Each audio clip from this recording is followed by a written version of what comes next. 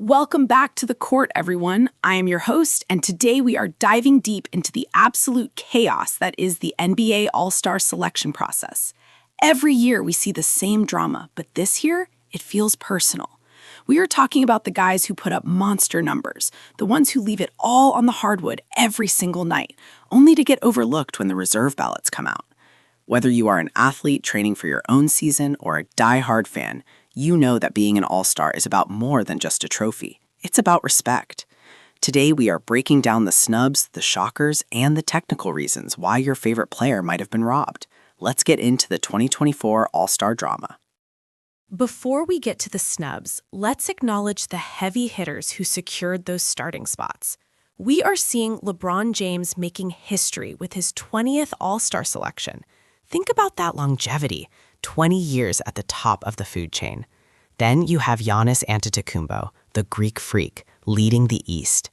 These spots are determined by a mix of fan, player, and media voting. While most of these picks are no-brainers based on the 50-25-25 weighting system, it sets the stage for the limited bench spots left for the coaches to decide. When the starters are this locked in, the margin for error for everyone else becomes razor thin. It is a numbers game where even a 25-point average might not be enough to get you a seat at the table. All right, let's talk about the biggest shocker in the Eastern Conference, Trae Young. How does a guy averaging 27.3 points and nearly 11 assists per game not make the initial cut? We are talking about top 5 production in the entire league. This is where the team record bias really starts to hurt individual stars. The Hawks have been struggling, and it seems the coaches punished Trae for it. From a technical standpoint, his offensive load is massive, accounting for nearly 45% of his team's total points through scoring and assists. For any fitness enthusiast watching, you know the conditioning required to maintain that level of play is insane.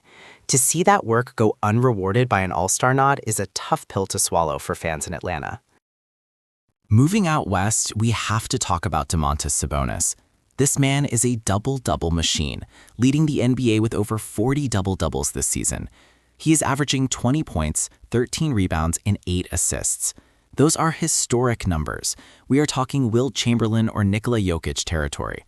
Yet, when the reserves were announced, Sabonis was nowhere to be found. It is a baffling omission, considering the Sacramento Kings are firmly in the playoff hunt. Coaches often say they value winning basketball, but Sabonis is the engine of a winning team. From a biomechanical and fitness perspective, his ability to battle in the paint for 13 boards a game while acting as a primary playmaker is a testament to his elite functional strength and vision. Now, it's not all bad news. Let's give flowers to Jalen Brunson. For years, people questioned if he could be the guy on a big market team, and he has silenced every critic in New York. Making his first All-Star appearance, Brunson is the heartbeat of the Knicks.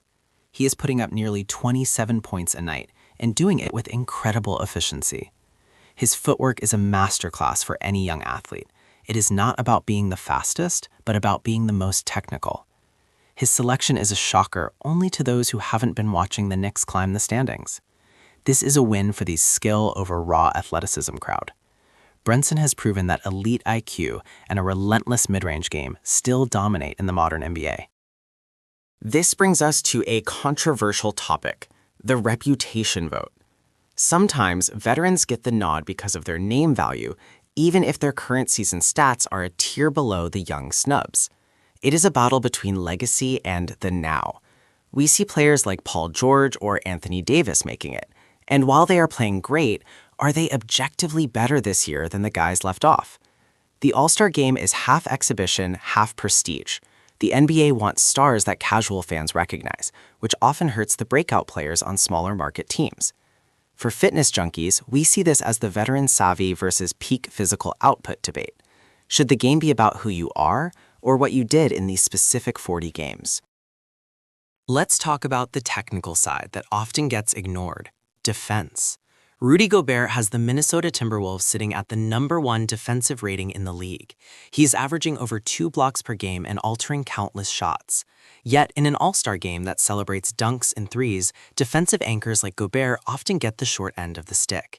If you are into fitness and team sports, you know that defense wins championships, but apparently it doesn't always win all-star votes. When we look at the advanced metrics, Gobert's defensive win shares are off the charts. It raises the question, is the All-Star game a true representation of the best players or just the best scorers? We need more love for the rim protectors. Here is where the story gets a twist. Injuries are unfortunately a part of the game. With stars like Joel Embiid or Julius Randle sidelined, spots open up. This is the second chance for the snubs we just talked about. This is often how Trae Young or Scotty Barnes find their way onto the roster. It is a bittersweet moment for an athlete. You make it, but only because a peer got hurt. However, a selection is a selection.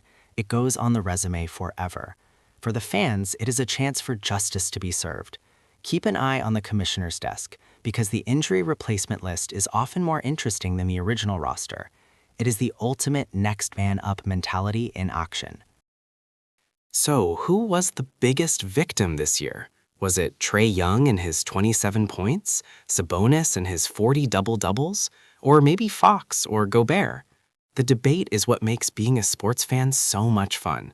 At the end of the day, these players will use this as fuel for the second half of the season. For all you athletes out there, remember, an omission is just an opportunity to prove everyone wrong. Head over to our comments and let us know who you think was robbed. Did the coaches get it right, or is the system broken? Thanks for tuning in to this All-Star Breakdown. Keep grinding, keep training, and we will see you on the next one. Peace.